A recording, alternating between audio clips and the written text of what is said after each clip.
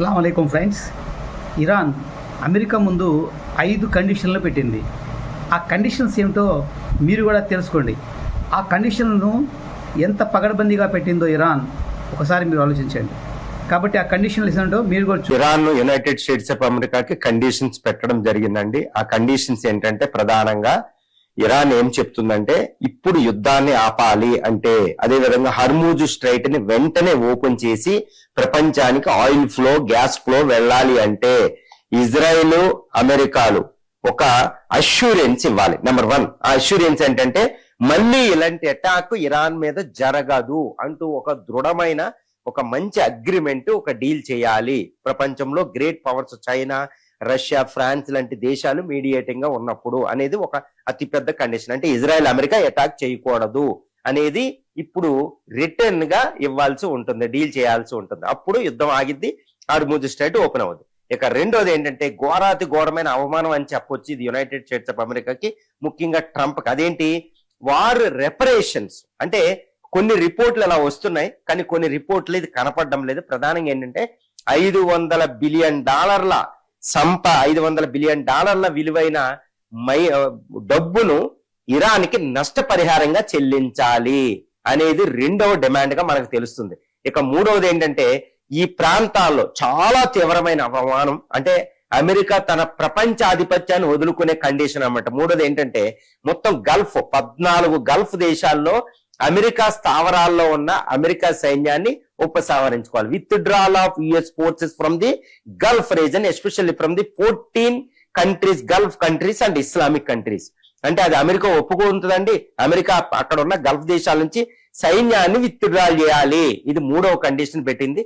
తర్వాత 4వ కండిషన్ ఏంటంటే ఈవెన్ గల్ఫ్ కంట్రీస్ కూడా యుఎస్ కి ఎట్టి పరిస్థితుల్లో సపోర్ట్ చేయకూడదు. తమ సపోర్ట్ చేయకుండా అవి కూడా గ్యారంటీ ఇవ్వాలి. ఇరాన్ వ్యతిరేకతను పట్టించుకోకూడదు, 4వ కండిషన్. ఇక 5 చివరి కండిషన్స్ ఏంటంటే రిలీఫ్ టు శాంక్షన్స్. అమెరికా 47 సంవత్సరాలుగా ఇరాన్ మీద ఆంక్షలు విధిస్తుంది, ఆర్థిక ఆంక్షలు. ఈ మధ్య చాలా తీవ్రమైనవి. ఆ ఆంక్షల్ని రిలీఫ్ ఇవ్వాలి ఇమ్మీడియట్ గా కాకుండా కొన్ని ఎస్పెషల్ ఆయిల్ ట్రేడ్ వీటికి సంబంధించినవి ఆపేయాలి అనేది 5 కండిషన్స్ తో ఇరాన్ ట్రంప్ కి ఇవ్వడం జరిగింది. ఇవన్నీ ఈ కండిషన్స్ ఎవరంటే ఇప్పుడు రష్యా అధ్యక్షుడు వ్లాడిమిర్ పుతిన్ ముఖ్యంగా మీడియేటింగ్ చేస్తున్నట్టు తెలుస్తుంది.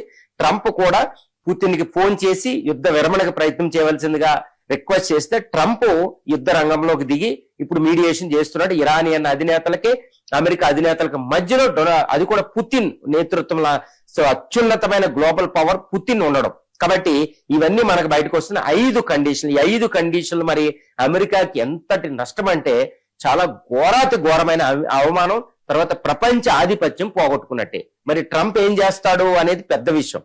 ఎందుకంటే ఈ ప్రాంతం నుంచి అమెరికా ఫోర్సెస్ ని విత్డ్రాల్ అంటే మరి అక్కడ ఎవరు ఉంటారు? రష్యా, చైనాలో వస్తాయి. రష్యా, చైనా ముఖ్య లక్ష్యం ఏంటంటే అక్కడ అమెరికాని ఖాళీ చేయడం. గల్ఫ్ రీజన్ మీద ఆధిపత్యమే అమెరికాకు ప్రపంచాధిపత్యంగా చెప్పుకోవాలి. ఎందుకంటే దానికోసం ఎన్నెన్నో యుద్ధాలు చేసింది. ఇజ్రాయెల్ 1945లో అక్కడ క్రియేట్ చేయడమే గల్ఫ్ మీద ఆధిపత్యం. ప్రపంచం అంటేనే ఆయిల్ మీద ఆధారపడి ఉంటది. ఆయిల్ అంటేనే ప్రపంచ ఆర్థిక వ్యవస్థ. దాన్ని కంట్రోల్ చేస్తేనే అమెరికా ప్రపంచ ఆధిపత్యం ఉంటుంది. మరి అక్కడ నుంచి ఎలా విత్డ్రాల్ చేస్తే ఆ కండిషన్ కి యుఎస్ ఒప్పుకునే పరిస్థితి అక్కడ లేదు. కాకపోతే అక్కడ ఉన్న ఫోర్సెస్ అదనపు బలగాల్ని ఉపసంహరిస్తామనే మాట మాట్లాడవచ్చు.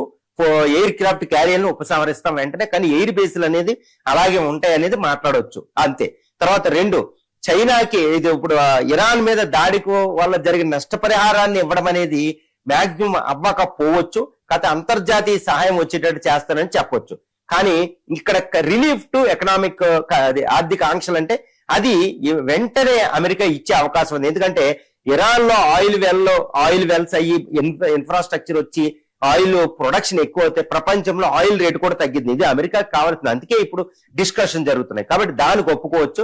కాకపోతే ఇరాన్ కి సారీ చెప్పడం ఎలాంటి కండిషన్ జరగకపోవచ్చు. కానీ ఏదేమైనా అమెరికాకే కండిషన్స్ పెట్టే స్థాయికి ఇరాన్ వచ్చింది 12 రోజుల యుద్ధం తర్వాత. అంటే అమెరికా తన లక్ష్యమైన రిజైమ్ చేంజ్ అనేది ఇక ఇరాన్ లో లేదు అనేది ఇప్పటికి అర్థమైపోతుంది. ఇరాన్ అనేది విన్, అంటే ఇరాన్ విన్ అయినోడే కదా కండిషన్స్ పెట్టేది అపజయం పొందోడికి. కాబట్టి అమెరికా అపజయం వైపు ఉంది, ఇరాన్ విజయం వైపు ఉంది అనేది దీన్ని బట్టి అర్థమైపోతుంది. అందుకనే డొనాల్డ్ ట్రంపే డైరెక్ట్ గా పుతిన్ కి ఫోన్ చేసి ఈ యుద్ధ విరమణకి ప్రయత్నం చేయాల్సిందిగా రిక్వెస్ట్ చేయడం అంటే ఇరాన్ ట్రాప్ లో అమెరికా చిక్కుకుంది. ఇప్పుడు డొనాల్డ్ ట్రంప్ ముందుకు వెళ్ళడం అనేది అసంభవం. వెనక్కి రావడం ఒక్కటే ఆయనకి మిగిలింది. ఇప్పుడు యుఎస్ లో కూడా అడ్వైజర్ చెప్తున్నారు, ఎందుకంటే మిడ్ టర్మ్ ఎలక్షన్ రాబోతుంది నవంబర్ లో. డెమోక్రటిక్ పార్టీ గెలిస్తుంది ఇప్పుడు యుద్ధాన్ని విరమించకపోతే అనే ఒక సజెషన్. ప్రపంచవ్యాప్తంగా ఆయిల్ రేట్ పెరగడం, ద్రవ్యోల్బణం పెరగడం అనేది అమెరికాకి మంచిది కదా. అమెరికా రెస్పాన్సిబిలిటీ, ఒత్తిడి తగ్గించాలి. తర్వాత అమెరికా ప్రజల్లో కూడా వ్యతిరేకత ఎక్కువైంది. కాబట్టి ఇరానే గెలిచింది అని చెప్పొచ్చు. అంటే అమెరికా ఓడిపోయింది అనేది కాదండి. America supreme military power, Iran నాశనం చేసే శక్తి ఉంది. కానీ అమెరికాకున్న రెస్పాన్సిబిలిటీస్ ప్రపంచాన్ని కాపాడడం అనేది కూడా ఒకటి ఉంటది, ముఖ్యంగా ఆర్థిక వ్యవస్థ. కాబట్టి ఇలాంటి విషయాల్లో అమెరికా ట్రాప్ లోకి వెళ్ళింది. హర్మూజ్ స్ట్రైట్ ని చక్కగా ఇరాన్ వాడుకోవడమే ఇక్కడ ప్రధానంగా విషయమైంది. హర్మూజ్ స్ట్రైట్ ని అమెరికా ఓపెన్ చేయలేని పరిస్థితి ఇక్కడ ఉందన్నమాట. కాబట్టి ఆయిల్ సప్లై లేదు కాబట్టి అమెరికా వెనక్కి తగ్గాలి. అంటే అమెరికా ఓడిపోయిందని నేను ఎందుకు అంటున్నానంటే, అమెరికా ఓడిపోవడం అనేది అసంబద్ధం అండి. It's highly impossible. కానీ దానికి రెస్పాన్సిబిలిటీస్ ఉంటాయి. కాబట్టి ఇరాన్కి రెస్పాన్సిబిలిటీస్ లేని పవర్ తనను కాపాడుకోవడం తప్పితే. కాబట్టి అమెరికా ఇది ఆలోచించకుండా యుద్ధానికి వెళ్ళడమే ఇక్కడ అత్యంత ప్రధానమైన దుర్గుణంగా చెప్పుకోవచ్చు. ట్రంప్ చేసిన తొందరపాటు అని నేను చెప్తూ ఉంటాను విషయాన్ని. కాబట్టి ఇరాన్ ఇప్పుడు అమెరికా కండిషన్స్ పెట్టింది. మాక్సిమం కండిషన్స్ అమెరికా ఒప్పుకొని యుద్ధ విరమణ జరిగే అవకాశాలు మనకు పుష్కలంగా కనిపిస్తున్నాయి.